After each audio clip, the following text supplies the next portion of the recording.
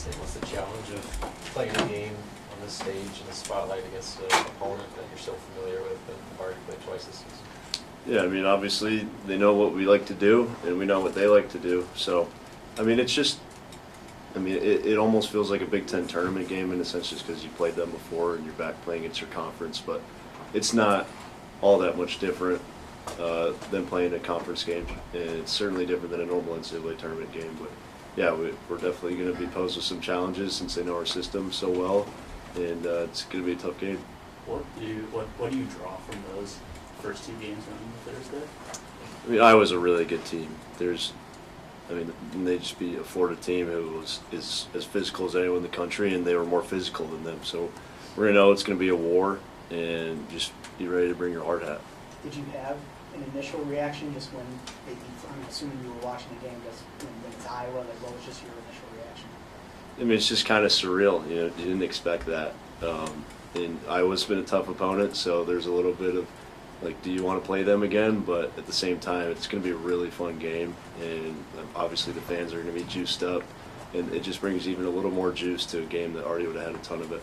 Is there anything you can learn and scout about a team that you're about to play for the third time in 6 weeks? Is there anything new that you can discover? Yeah, I mean, good teams are always adapting their game plans, but you know kind of the basis of what they do, so that's nice. But I'm sure they're going to throw some new stuff at us, and you have to just be ready for anything.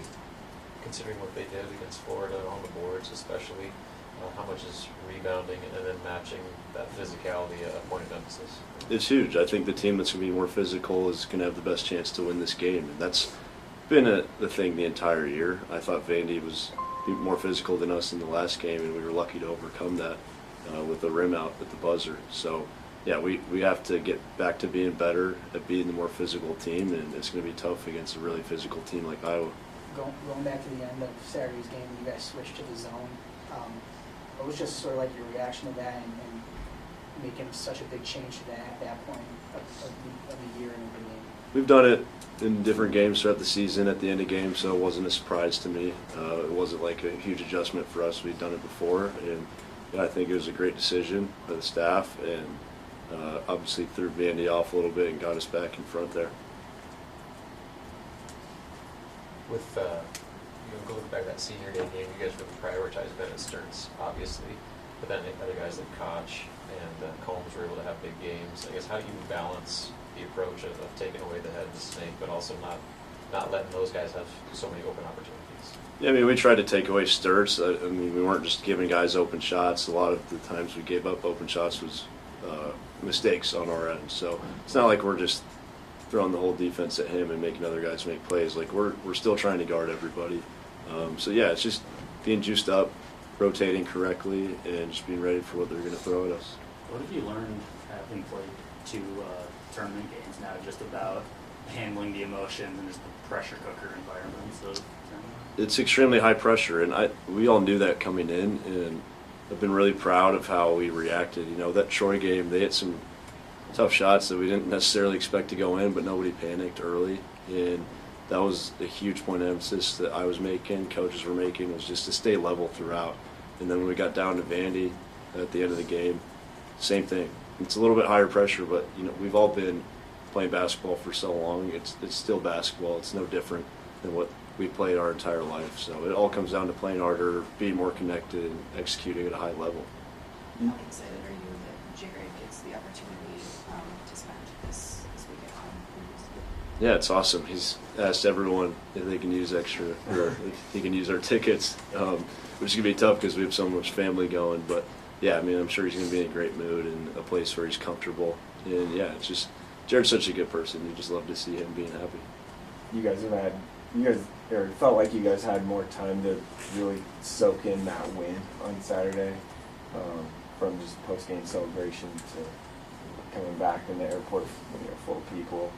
How hard, or I guess quickly, have you just, it's time to lock back into that one thing at a time mentality?